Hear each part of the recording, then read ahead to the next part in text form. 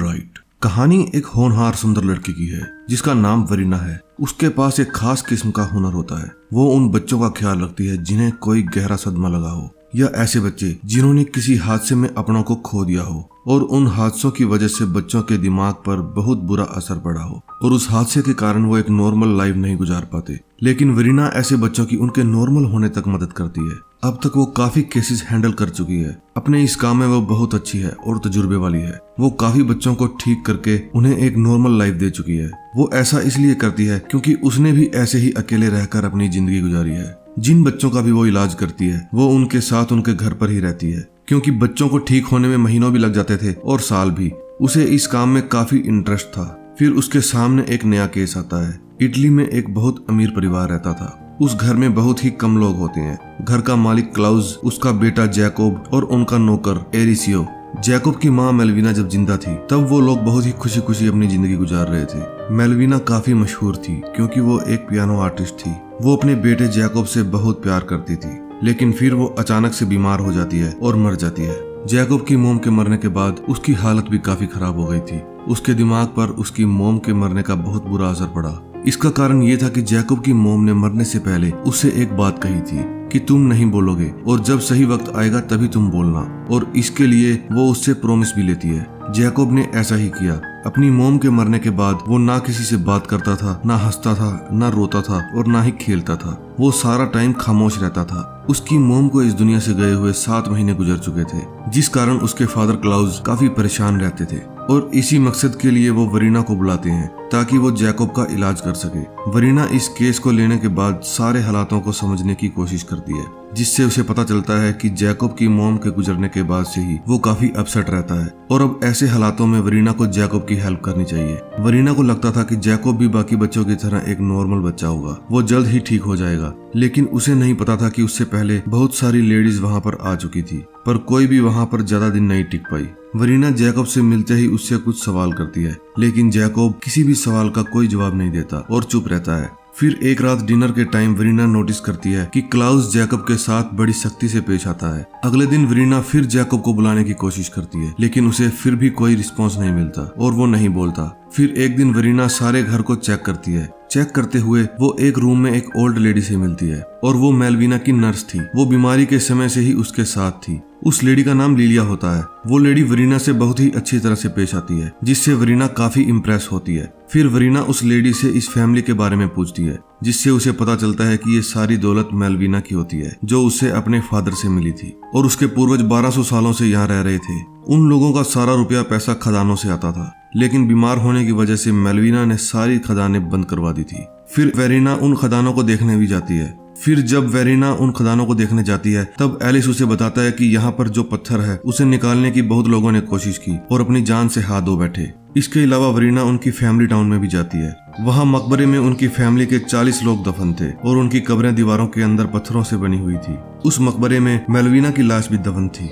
Alice Varina से कहता है कि वो गौर से सुने, इन दीवारों में से आवाजें आती है। उसका इशारा भूतों की तरफ होता है, लेकिन वरीना उसकी बातों पर ध्यान नहीं देती और इग्नोर कर देती है। फिर एक रात वरीना को अपने रूम से मरे हुए खरगोश की डेड बॉडी मिलती है, जिससे वो काफी डर जाती है। वो सोचती है कि ये जरूर जैकोब ने किया होगा। वो फौरन उसके कमरे में जाती है तो देखती है कि जैकोब काफी अजीब तरह से दीवार के साथ कान लगाकर बैठा है। उसे देखकर ऐसा लग रहा था जैसे दीवार में से वो कुछ सुन रहा है। ये देखकर वरीना उसे उठाती है, जिस पर जैकोब को बहुत बुरा लगता है और वो वहाँ से चला जाता है। फिर वरीना क्लाउस से पूछती है कि आपने इस बात को मुझसे क्यों छुपाया कि जैकोब ऐसी हरकतें भी करता है। फिर वो क्लाउस को सलाह देती है कि जैकोब को हॉस्पिटल में एडमिट कर दिया जाए, जिस पर वो बिल्कुल भी एग्री नहीं होता और कहता है कि मेरा बेटा पागल नहीं है, शायद उसको दीवारों से उसकी मरी हुई माँ की आवाजें आती है। ये सुनकर वरीना को काफी हैरानी होती है और वो इस जगह को छोड़ने का फैसला कर लेती है कि अब वो जैकोब की हेल्प नहीं कर पाएगी। लेकिन अचानक ही वो अपना डिसीजन बदल लेती है और जैकोब के लिए वहाँ रुक जाती है। अब वो जैकोब से और भी ज्यादा प्यार से पेश आने लगती है और अपना ज्यादातर समय उसी के साथ बिताती है।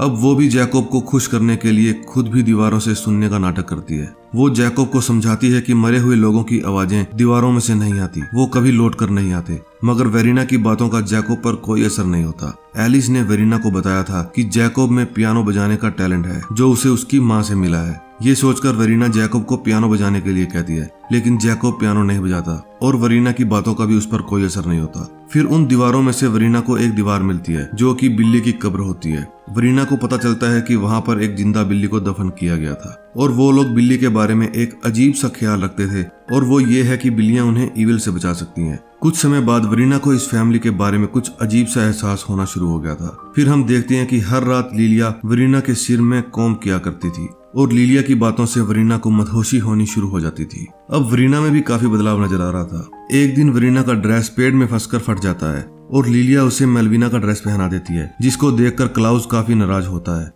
वो उसे वो ड्रेस चेंज करने के लिए कहता है। फिर अचानक से वो उसे चेंज करने से मना कर देता है और वो नोटिस करता है कि उसकी बॉडी उसकी वाइफ के जैसी ही है। वो कहता है कि तुम ये ड्रेस पहन सकती हो। इसकी वजह ये थी कि क्लाउस एक डमी आर्टिस्ट था। वो अपनी वाइफ का स्टैचू बनाना चाहता था, लेकिन वो अब इस दुनिया से जा चुकी थी तो ऐसा करना उसके लिए मुश्किल था। इसलिए वो वरीना से एक फेवर मांगता है कि वो उसकी वाइफ के स्टैचू बनवाने में उसकी मदद करे। पहले तो वरीना हाँ नहीं करती, मगर वो क्लाउस के ज्यादा जोर देने पर मान जाती है। फिर एक बहुत अजीब बात होती है। वरीना को भी दीवारों से आवाजें आनी शुरू हो जाती है और वो आवाजें मेलविना की होती है। धीरे धीरे वरीना अपने कंट्रोल में नहीं रहती। उसे तरह तरह के वहम आने शुरू हो जाते हैं। दीवारों से आने वाली आवाजों ने उससे कहा कि शायद उसे क्लाउस से प्यार हो गया है। फिर वो अपनी फीलिंग क्लाउस से शेयर करती है जो क्लाउस को पसंद नहीं आती। वो उल्टा वरीना को ही डांटता है कि तुम भी जैकोब की तरह वहम का शिकार हो गई हो। अब तुम उसका इलाज नहीं कर सकती और तुम यहाँ से जा सकती हो।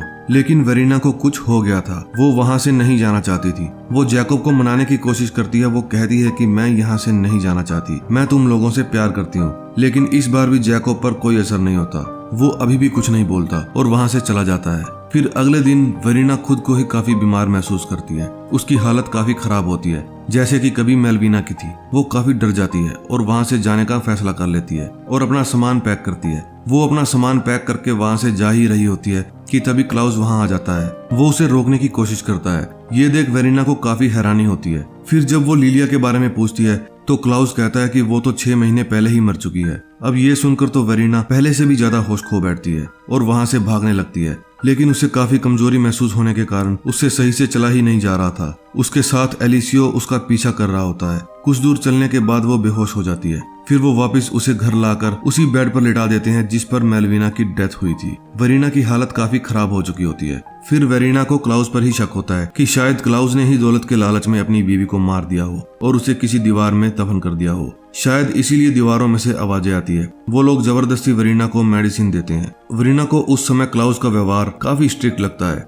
थोड़ी देर बाद वरीना आंख खोलती है तो खुद को एक दीवार में देखती है जिसे क्लाउस वहां पर दफना रहा होता है और उसके साथ वहां पर मेलविना की आत्मा भी होती है जो उसके ऊपर हाथ फेरती है। लेकिन तभी अचानक वरीना की आंख खुल जाती है और खुद को बेड पर सही सलामत पाती है।